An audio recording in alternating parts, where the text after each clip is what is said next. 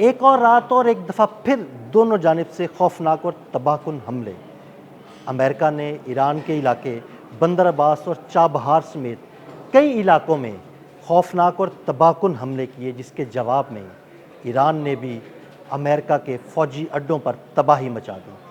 ताज़ा तरीन सूरत हाल क्या है, इस बारे में अज़हर अली ख़ान से बात करते हैं।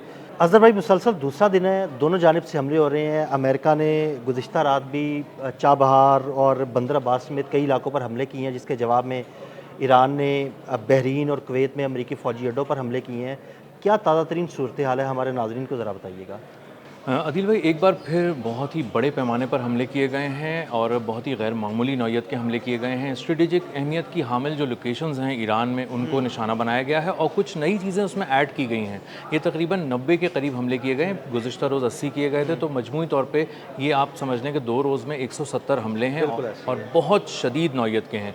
इन्होंने पहले सिरिक, जास्क और कशम वगैरह को निशाना बनाया था, लेकिन अब उन्होंने उसमें इजाफा कर लिया है बूशहर का, ईरान शहर का और एक दो और जगहों का। और उन्होंने उन सूबों को भी जो कि साउथ में वाक़ हैं निशाना बना रहे हैं। अब ये कर ये रहे हैं कि जो जहाँ पे समझते हैं कि फ़ौजी अहमियत के हामिल जो जगह हैं उनको निशाना बना रहे हैं, अंदर जाके भी बना रहे हैं और बाहर जो कोस्टल एरियाज़ हैं वहाँ पर भी निशाना बना रहे हैं। तो ये बुनियादी तौर पे चाहते ये हैं कि आबनाए हुर्मुज़ पे जो ईरान का कंट्रोल है और उसकी जो तमाम कमांड एंड कंट्रोल सेंटर है उसको किसी तरह से न्यूट्रलाइज़ कर दें, तबाह कर दें और वहाँ से उसका जो कंट्रोल है ईरान का वो निकल जाए उसके हाथ से। तो इन्होंने एक काम और ये किया है जो 8 अप्रैल के बाद जो सीज़ फायर हुआ था पहली बार किया है, और ये एक जंगी जुर्म के उसमें ज़ुमरे में आता है कि इन्होंने सिविलियन इंफ्रास्ट्रक्चर को भी निशाना बनाया है। 2 बड़े अहम पुल उनके उड़ा दिए हैं और एक ऐसा पुल उड़ाया है जो मशहद की तरफ जाता है। यानी मशहद की तरफ जहाँ पर आयतुल्लाह अली ख़ामनेई की तदफ़ीन की जानी है, उस तरफ जाने वाला पुल उड़ा दिया ताकि वहाँ पर जाने वाले जो लोग हैं उनकी तादाद में कमी आ सके। क्या एक वजह ये भी हो सकती है?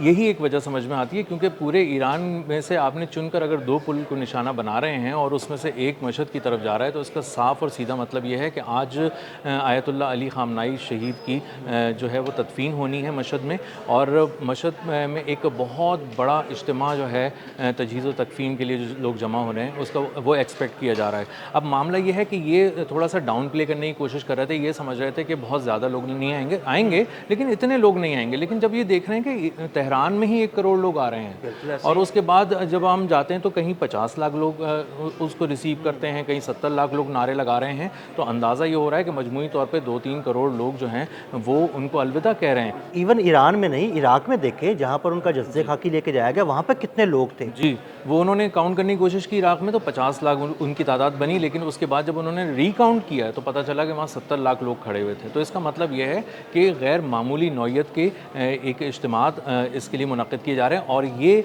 एक गैर मकबूल लीडर के लिए नहीं हो सकता। आप लोगों को बांध कर नहीं ला सकते, 3 करोड़ लोगों को बांध कर नहीं ला सकते। अब अमेरिका ये असल में तासुर ये देना चाह रहा था इन हमलों के ज़रिए, ताकि हेडलाइंस ये बने कि हमले हो गए, तबाही हो गई, हर चीज़ तबाह बर्बाद हो गई, और ये जो फुनरल हो रहा है, ये जो तदफ़ीन हो रही है, ये कहीं दब जाए ख़बरों के बीच में।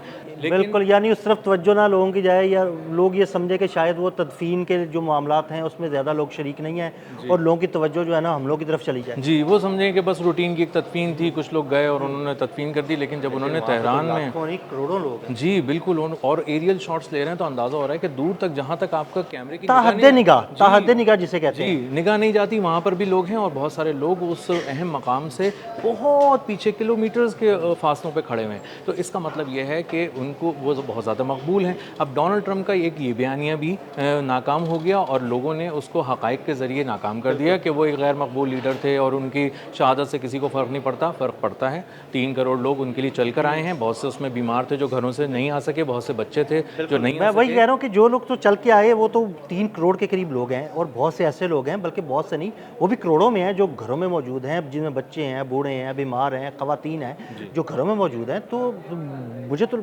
मतलब ऐसे ही लगता है कि पूरा ईरान उनसे भरपूर मोहब्बत करता था और अभी भी भरपूर मोहब्बत का इजहार कर रहा है। जी, और इसका एक बहुत छोटा सा कुलिया है मोहब्बत को जांचने का। वो ये है कि जो कुल आबादी है मुल्क की, उसमें से क्या 10% लोग आपके लिए आ सकते हैं? तो 10% से बहुत ऊपर लोग आ गए, 10% से ऊपर थे। और 10% से बहुत ज़्यादा घर में बैठे हैं और वो इन सब चीज़ों को देख रहे हैं। तो ये एक मामला है जिसके लिए वो किया। अब आते हैं इस तरफ के ईरान ने इसका क्या जवाब दिया। ईरान असल में तदफीन में मसरूफ़ है, इसलिए हमने इसका तज़किरा ज़रा तवालत से किया है। वो वहाँ पे मसरूफ़ है और इसलिए वो बहुत जो रेजिलियंस का एक तरह से रिस्ट्रेंट का मुज़ाहरा कर रहा है, सॉरी। तो अब ईरान ने सिर्फ 2 जगह पे हमले किए हैं, कुवैत में हमला किया है, बहरीन में हमला किया है। इनकी वहाँ पे एयर बेसेस और एक और एयर बेस जो है उसको भी ऐड कर लिया है इसके साथ। शेख ईसा एयर बेस पे कल किया था उन्होंने, और सारी चीज़ें की थी, अली सालिम एयर बेस पे की थी। तो वहाँ पे बहरीन में एक बार फिर सायरन बजना शुरू हो गए, एक बार फिर अलर्ट्स आना शुरू हो गए, एक बार फिर लोग खौफज़दा हो गए, धमाके सुने गए, बहुत ही ज़ोरदार गूंज थी उन धमाकों की। और उसके बाद एक तबाही के मनाजिर हैं जो वहाँ पे जो मिलिट्री बेसेस हैं अमेरिका की उस पे। और इसी के साथ साथ ईरानी पासदारान इनकलाब ने ये बिल्कुल दो टोक अल्फाज में वाज़े कर दिया है कि अगर आपने मज़ीद अब एक कोई हमला किया तो हम आपकी तमाम बेसिस पे क़यामत ढा देंगे। बिल्कुल तमाम बेसिस पर क़यामत ढा देंगे। उन्होंने कहा है कि जिस मुल्क की सरज़मीन इस्तेमाल होगी उस मुल्क में निशाना बनाएंगे अमेरिका को। जी, और अभी एक चीज़ और भी है जो अभी कंफर्म होनी है, इसलिए हम उसका नाम नहीं लेंगे। एक और मुल्क भी जो है यहीं खलीज का एक हाँ जी, मुल्क, उसका नाम आ रहा है मंजर आम पर, वो पहली दफ़ा उसका नाम आ रहा है कि वो ऐसा मुल्क है जो पहले शायद उसका नाम नहीं आया, लेकिन अब ये कह रहे हैं कि उस मुल्क की ज़मीन भी जो है ना वो ईरान के खिलाफ इस्तेमाल हो रही है। तो ईरान ने असल में सबको पैगाम दे दिया, डोनाल्ड ट्रंप को भी समझा दिया कि अब मज़ीद मजाक बर्दाश्त नहीं है, और जिस शिद्दत से आप हमला करेंगे उसकी दुगनी शिद्दत से हम आपके ऊपर वार करेंगे। और ये करके भी दिखा रहे हैं वो। और बहुत सारी जगहों को इसलिए निशाना नहीं बना रहे क्योंकि आज तदफीन का जो मामला है वो ये नहीं चाहते कि इसमें एक फुल स्केल वॉर हो जाए। लेकिन सिविलियन इंफ्रास्ट्रक्चर को निशाना बनाने के बाद 8 अप्रैल के बाद सीज़ फायर के बाद अमेरिका ये पैगाम दे रहा है दरअसल कि ये एक फुल स्केल वॉर हो गई है। अब ये मिलिट्री नहीं हो रहा कि वो आप उनके तबाह कर दें, कुछ वो आपकी फौजी तनसीबात तबाह कर दें। अब हम आ रहे हैं एक बड़े पैमाने पर तबाही, जो लोग बंदर अब्बास पे अपनी आंखों से देख रहे हैं, जो वहाँ के करीब जो बसने वाले लोग हैं, इसी तरह मुख्तलिफ जगहों पे वो देख रहे हैं। और अमेरिका ये चाह रहा था कि अपना हुर्मुज़ पे कंट्रोल तोड़े। उसके लिए उन्होंने एक दावा किया है कि उन्होंने एक बहुत ही अहम तरीन कम्युनिकेशन टावर, जो दरअसल हॉर्मुज़ की लाइफ लाइन है कम्युनिकेशन की, उसको उड़ा दिया ईरान का।